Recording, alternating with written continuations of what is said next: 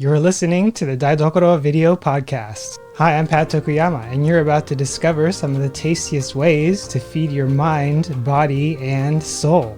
A pharmacist by training, you may know me as the founder of All Day I Eat Like a Shark, the food blog, YouTube channel, or as author of several Japanese cookbooks. If you desire to live a healthy life and are looking for a different way forward with a hunger for growth, then this video podcast is for you. Gyokuro is a Japanese term for kitchen, and I'm glad you're here. With each episode, we're going to be bringing clarity to your cooking by blending Japanese tradition and life lessons into bite-sized bits that even a shark would enjoy. Ready to make some magic happen? So why does that amazing tea you bought suddenly taste kind of blah? Let's get into the science. Yeah, it's super frustrating, right? But the answer is all about some pretty simple chemistry. Turns out your tea has 4 natural enemies constantly trying to wreck its amazing flavor. Okay? Enemy number 1, oxygen.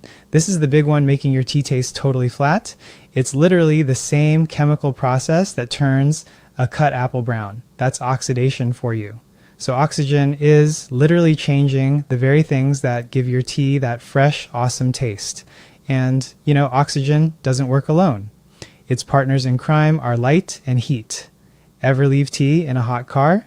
That heat just makes all those beautiful aromas, poof, disappear. And light, it kicks off a chemical breakdown that you can actually see with your own eyes. That bright green chlorophyll breaks down into a dull brownish color. A total dead giveaway.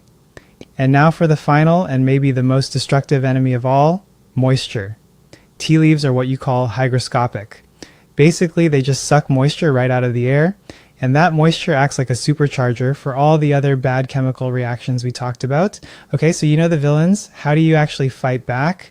Well, it's all about storage.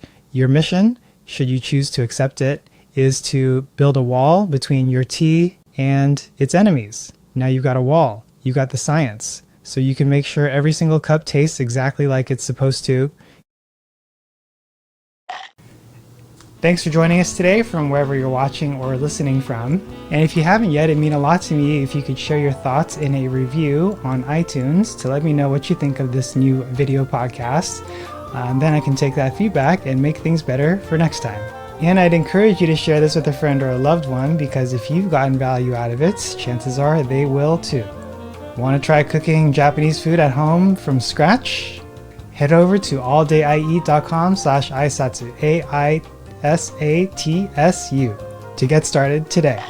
And if you're new here, make sure to check out alldayieat.com/daidokoro, DAIDOKORO, for all the show notes, bonus materials, resources, and more.